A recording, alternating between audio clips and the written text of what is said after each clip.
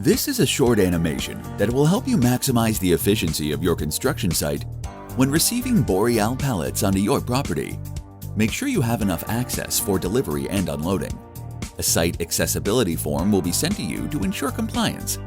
The storage space must be at least 4 times the surface of the slab.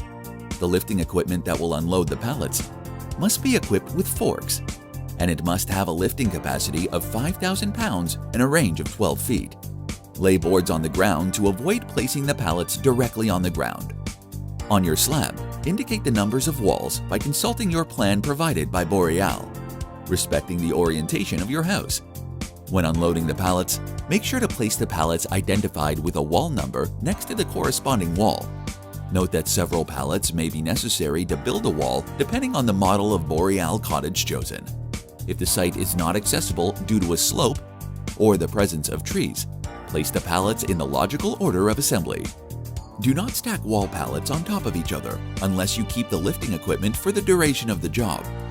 Take the pallet with standard lengths of 71, 95, or 119 inches and place it in the corner of the slab if space permits. Generic logs can be installed anywhere the plan indicates. The 95-inch length is the most commonly used. Place the hardware pallet in a strategic location so that it's easily accessible throughout the job. In winter, it is important to store items such as paints, sealant, stain, etc. that are sensitive to frost in a warm place. Store the pallets of roof structure and stairs away from each other, but in an area that's easily accessible by the crane or other lifting equipment that will be used for the beams. Be sure to store them flat to avoid any deformation, and thus avoid any direct contact of the boards with the ground. Locate the pallet in which the corner posts are located and keep it accessible. Store pallets of decking, interior roof finish, in an area with sufficient space to allow for sorting of the decking.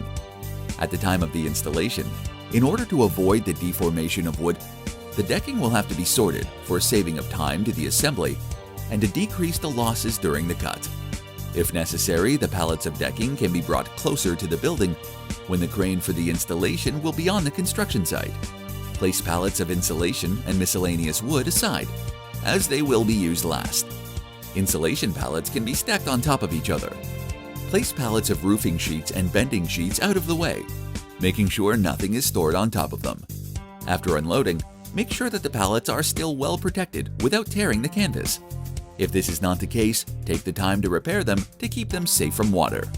There! You've just optimized your construction site, which will save you an enormous amount of time. Time to get to work.